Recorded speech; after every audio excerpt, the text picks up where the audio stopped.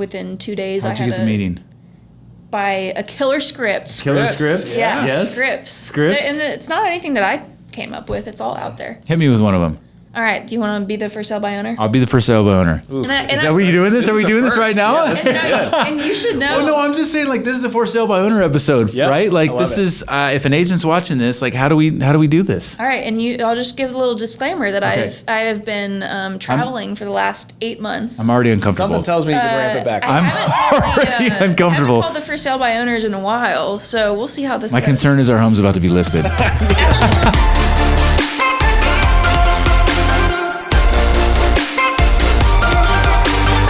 Okay, so Fireside Chats. Fireside Chats. Do we have an episode number? Episode 776. Okay. Wow. You guys have been A lot at of it for a episodes. while. Fireside Chats, episode 776.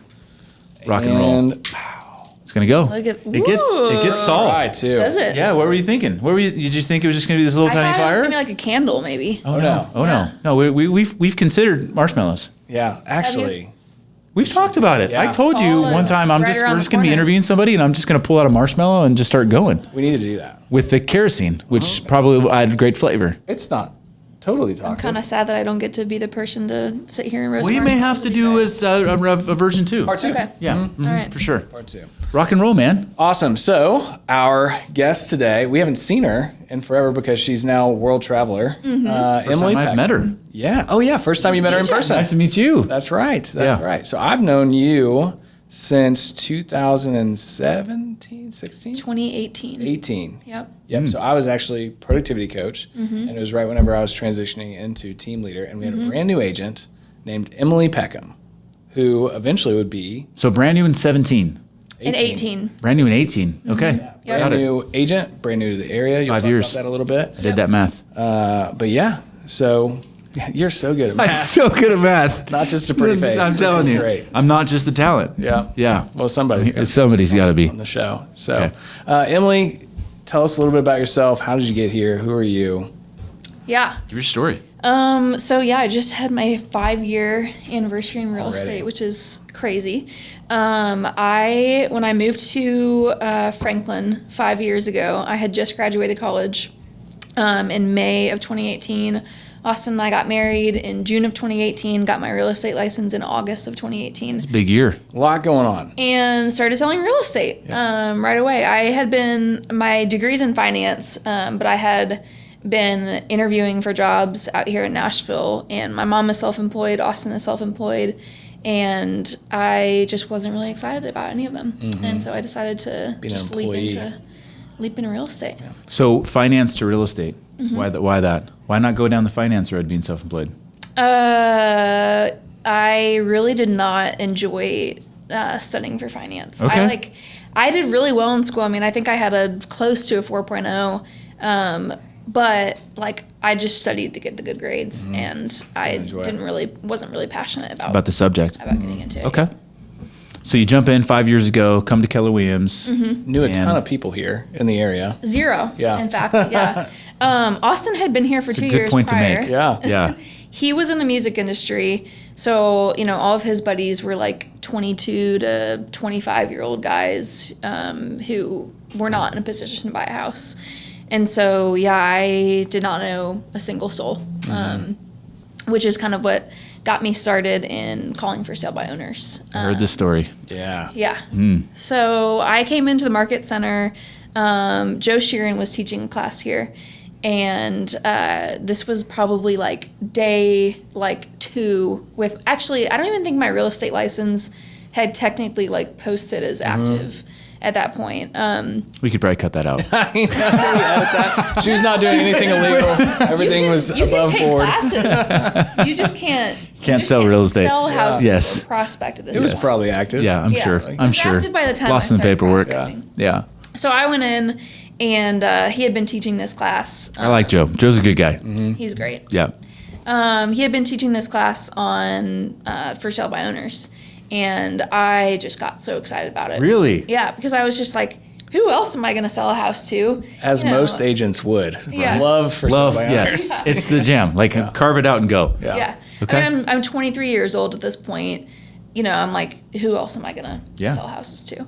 So I kind of chose that just from day one as what I wanted to focus on, and it turned out really well. Saw some How well? success. How well? Let's hear about this success. Like how Yeah. well? So that first year, so 2019, I sold 36 homes. 30 of those were for sale by owners. Yes. 36. And 30 were first sale by owners. Okay, so that was 2018. Yep. 2018. Okay, and so not a one-hit wonder.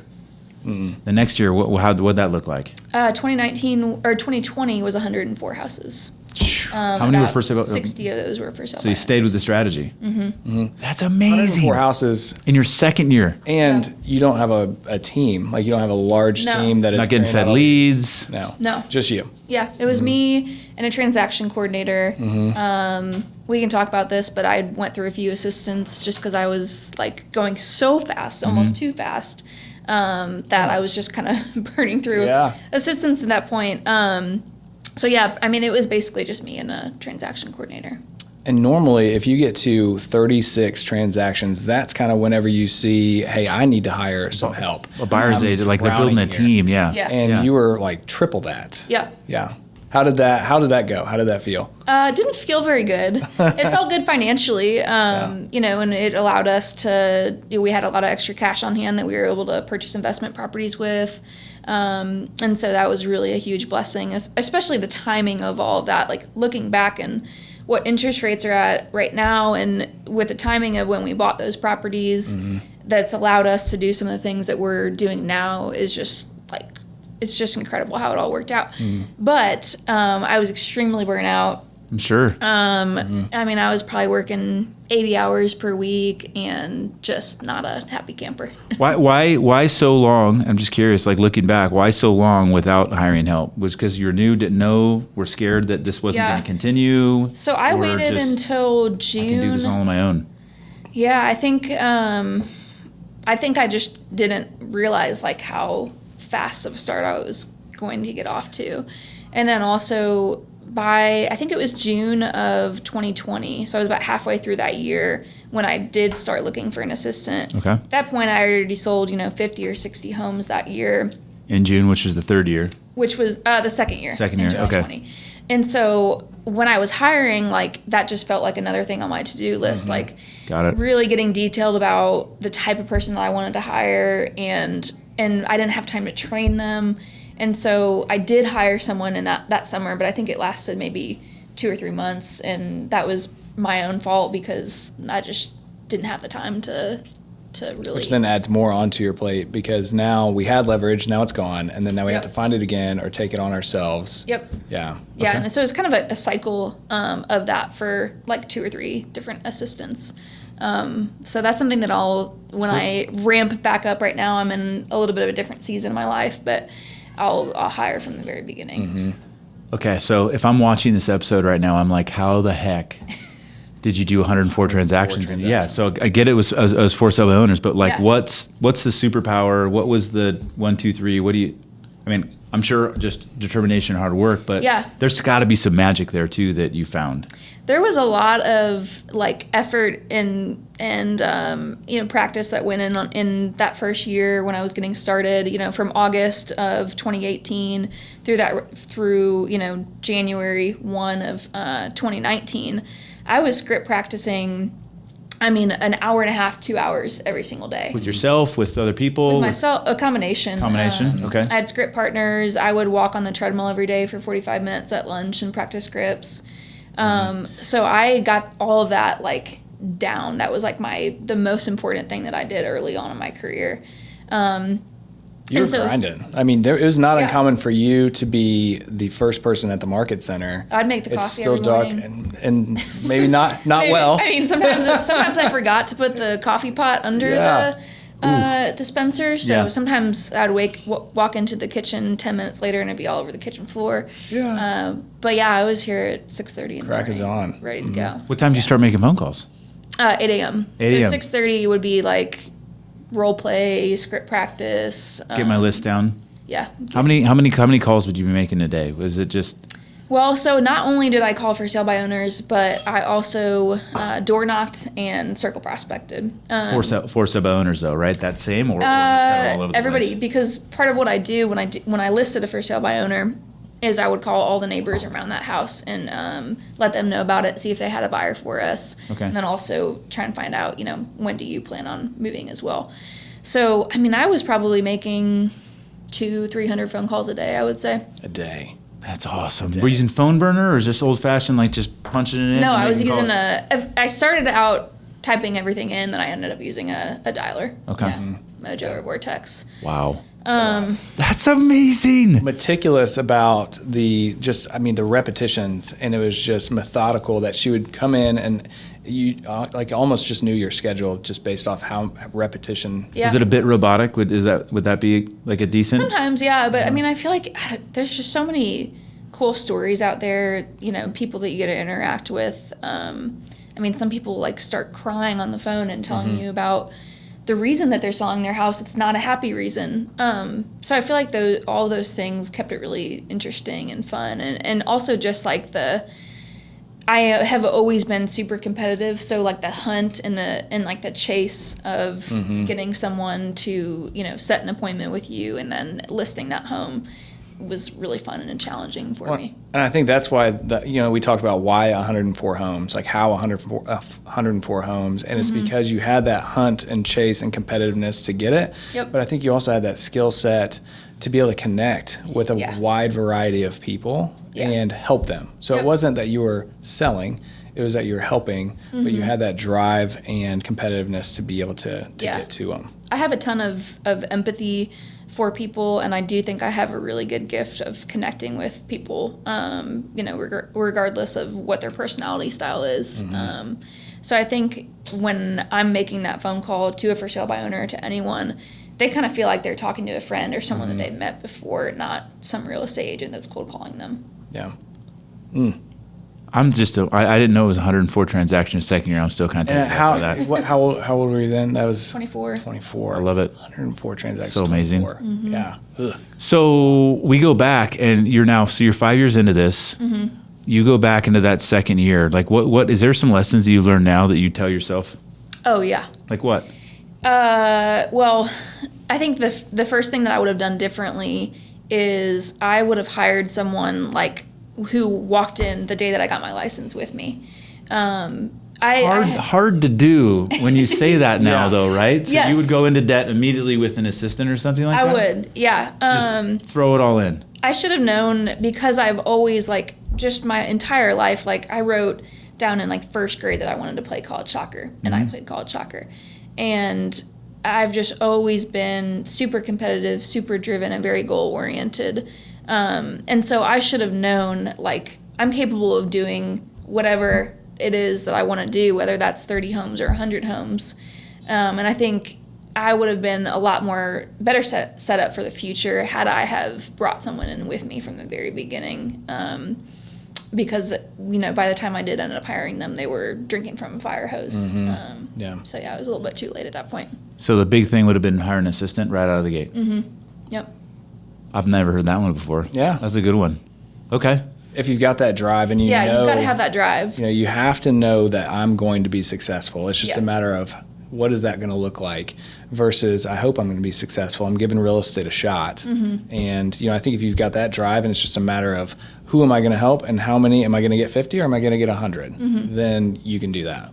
Yeah. So this market's a little different. If you were to we were to pick you up and plop you down in a different city and we said start over, same strategy? Yeah, same exact strategy. For sale by owners? For sale by owners, yeah. Same strategy. Yeah. So that's the one to go with. Better systems in place and an assistant, 100%. Yeah, that's what I would do. Well, think about it. They've got a sign in their yard that says, I want to sell my house. No, we they've spend already so identified much themselves as time the prospect, yes. finding people that may or may not want to sell their house. And there's a huge red sign in their yard that says, I do. I just don't want you to do it. Yeah, right? Exactly. I mean, I had called for sale by owners who I called them the morning that they listed their home. I met with them that afternoon. Within 2 days, How'd you get the meeting? By a killer script. Killer scripts? Yeah, Yes. scripts. Scripts? And it's not anything that I came up with. It's all out there. Hit me with one of them.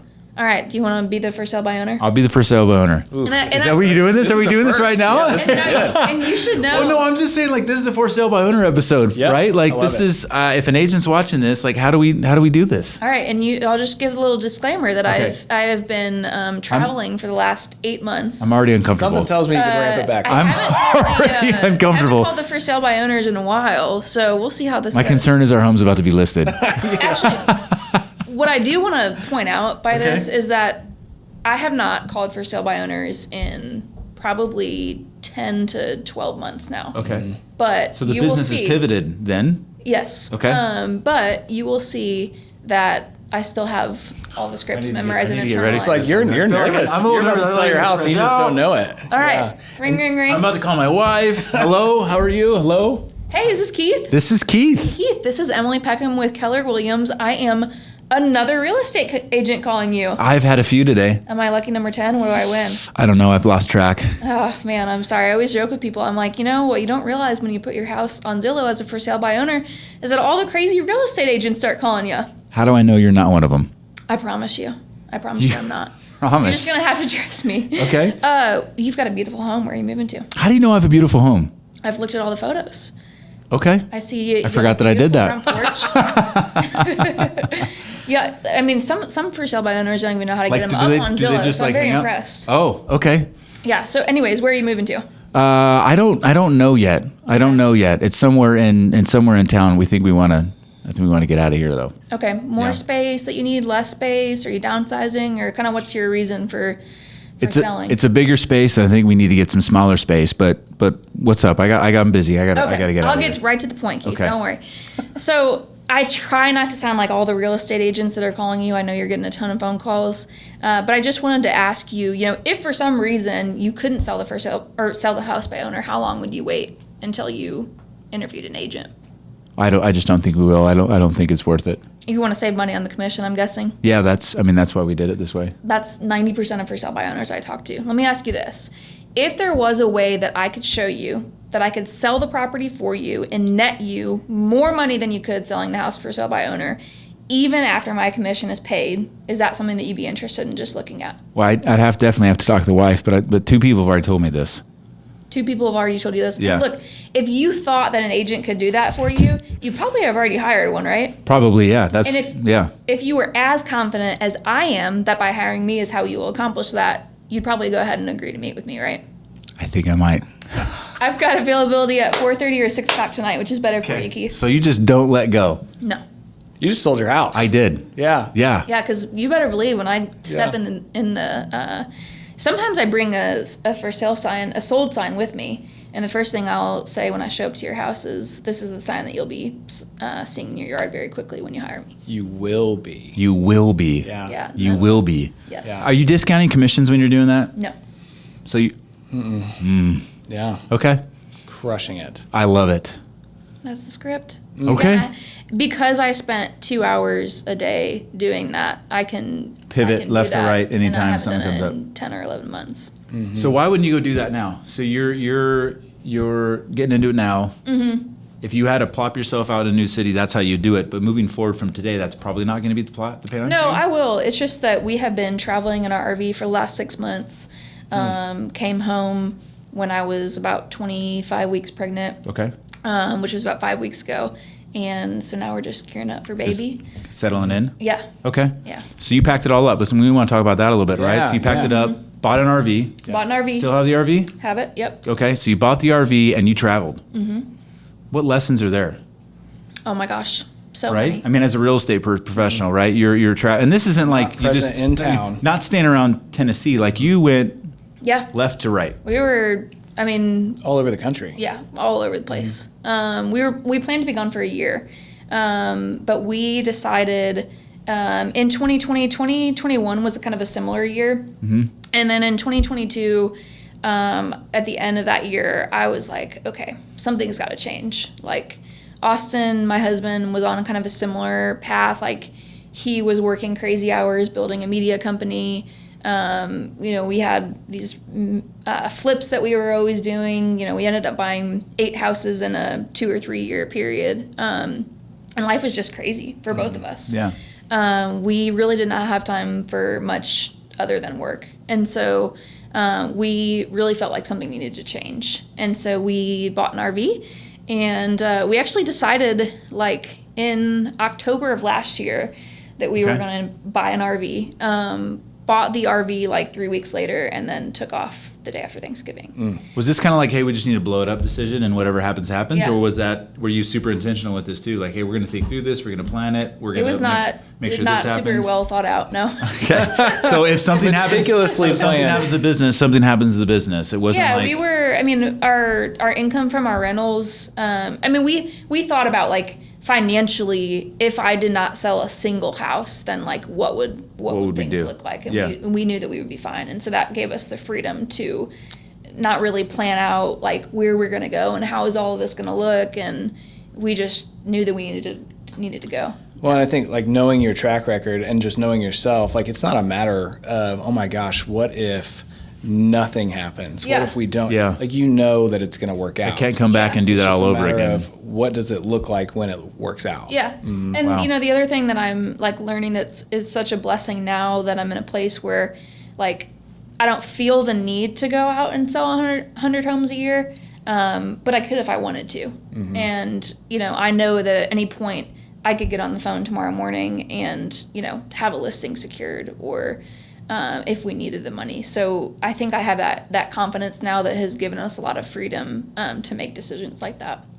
And there's power in being able to control your business. There's power in knowing that worst case scenario, I got to go out and land a for sale by owner tomorrow. I just will. Yeah. And I've got the ability to do so. Yeah, exactly. We want Rapid to talk fire? about, I want to know if you could go back in time, hop in the DeLorean and talk to yourself in 2018.